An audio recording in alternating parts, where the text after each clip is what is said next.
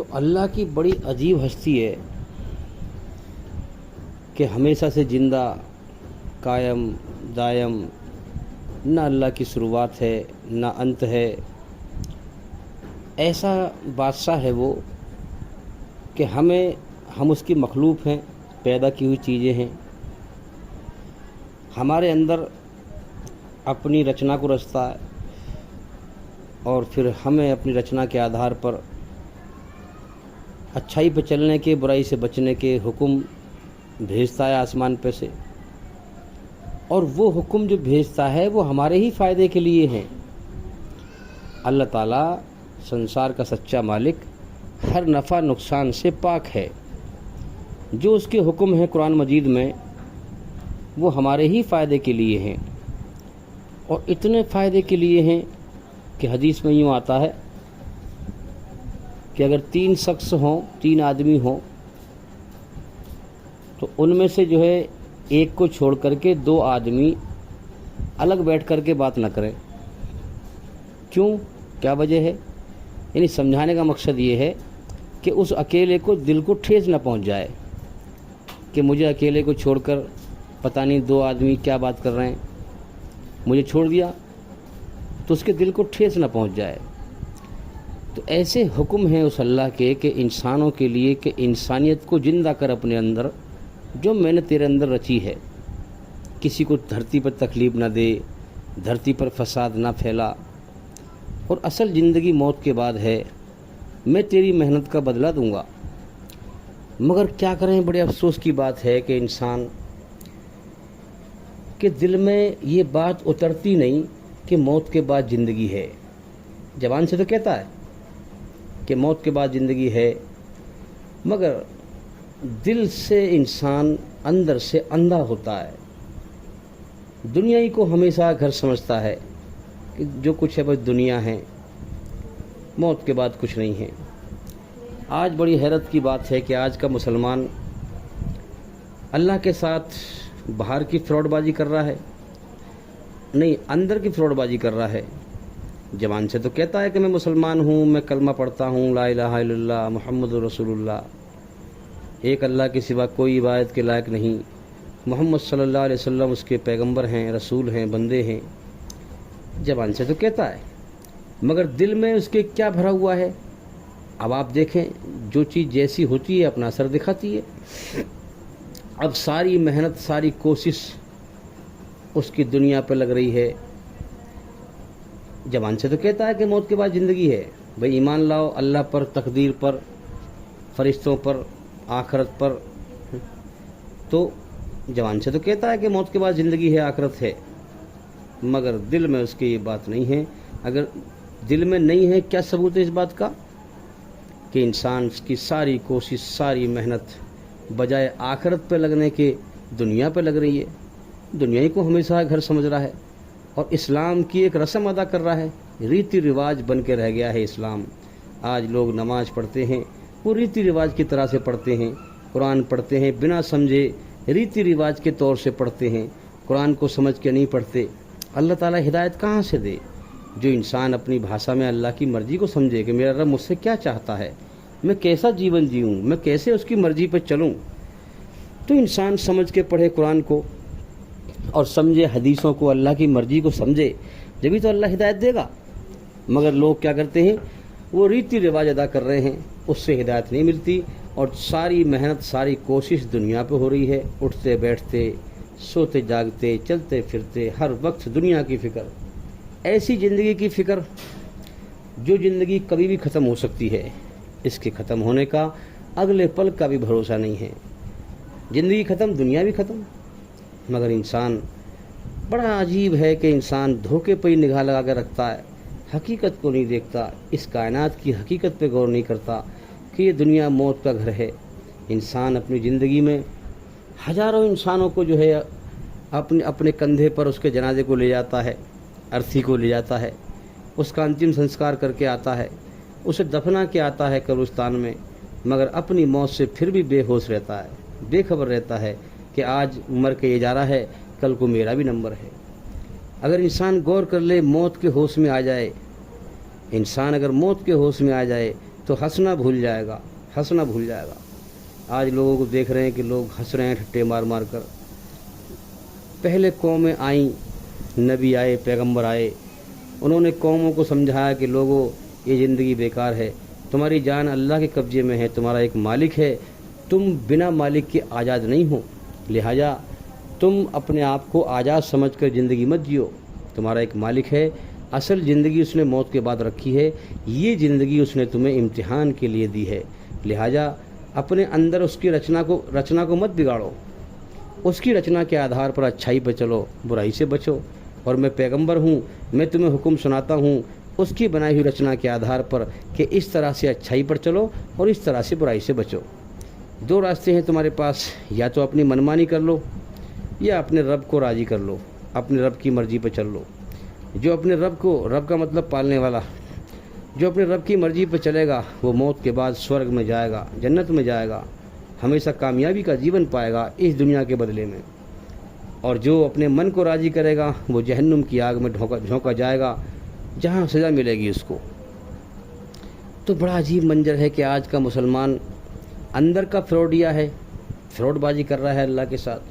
زبان سے تو کہتا ہے کہ میں مسلمان ہوں، میں آخرت کو ماننے والا ہوں، میں اللہ کو ماننے والا ہوں، مگر اس کے کرموں سے دکھتا ہے کہ وہ فراڈ ہے، وہ نہ اللہ کو مانتا ہے نہ آخرت کو مانتا ہے، وہ صرف ریتی رواج ادا کرتا ہے، اور اصل میں اس کی ساری محنت، اگر وہ اللہ کو ماننے والا ہوتا، آخرت کو ماننے والا ہوتا، تو اس کی ساری محنت آخرت کمانے پہ لگتی، اللہ کو راضی کرنے پہ لگتی، مگر اصل حقیقت کیا ہے کہ اس کی ساری کوشش، ساری محنت دنیا پہ لگ رہی ہے اور دین کی رسم ادا ہو رہی ہے۔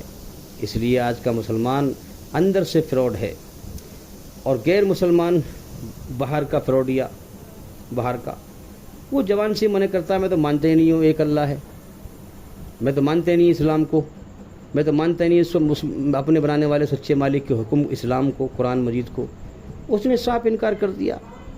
اور مسلمان جو ہے یہ کہہ کر بھی کہ میں مانتا ہوں اور پھر اندر سے فراڈ بازی کر رہا ہے، تو بھئی یہ کیا ہوگا؟ اللہ کسی پر ظلم نہیں کرتا، جو کچھ انسان دکھ تکلیف پریشانی بھگتتا ہے یہ اس کے کرموں کا ہی پھل ہوتا ہے، تو لہٰذا اللہ ظلم سے پاک ہے۔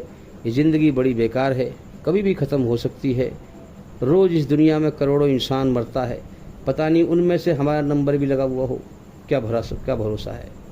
تو لہٰذا یہ دنیا ہمیں چھوڑنی ہے، اس بات کو پہلے ہی سوچ لیں، پہلے ہی غور کر لیں کہ چھوڑ کے جانا ہے، اس دنیا کے نشے سے باہر نکلیں۔ نشہ بڑا خطرناک ہے، زندگی بالکل بیکار، اور جینے کی تمنا ہمیشہ کی ہے، جینے کی حسرت ہمیشہ کی ہے۔ انسان کو سوچنا چاہیے، غور کرنا چاہیے، سچائی پہ نگاہ جمانی چاہیے۔ انسان اندھا ہو کر مال دولت کی دوڑ لگاتا رہتا ہے، غور نہیں کرتا ہے۔